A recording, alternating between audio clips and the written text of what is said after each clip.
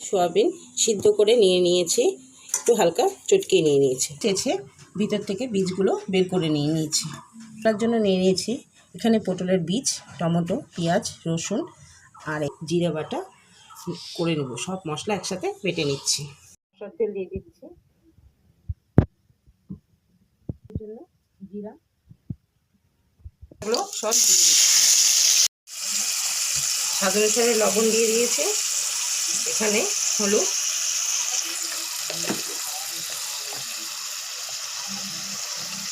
লঙ্কার গুঁড়া। এখন এটা ভালো করে আমি কষিয়ে নেব। আস্তে এখন এই সোয়াবিনগুলো আমি দিয়ে দিচ্ছি, হালকা জল দিয়ে দিচ্ছি।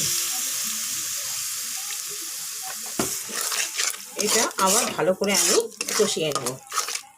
গরম মশলা দিয়ে দিচ্ছি, দিয়ে দিলাম। এখন এটা আমি নামিয়ে নেব। আর এই সোয়াবিনগুলো এর মধ্যে আমি ভালো করে ঢুকিয়ে দেব।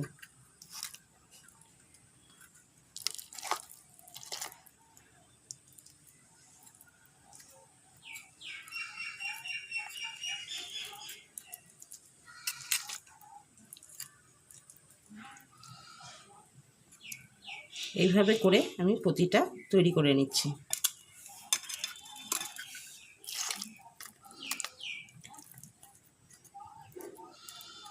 এখানে আমি সরষের তেল দিয়ে দিচ্ছি, তেলের মধ্যে লবণ,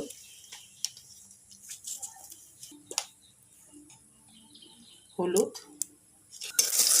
এই পটলগুলো তেলের মধ্যে দিয়ে দিচ্ছি। ভাজা ভাজা করে নেব। আমি এখন এগুলো নামিয়ে নেব। দিয়ে পটলের পুর তৈরি করেছি, আপনারা একবার এভাবে বানিয়ে খেয়ে দেখবেন, আশা করি খেতে ভালোই লাগবে।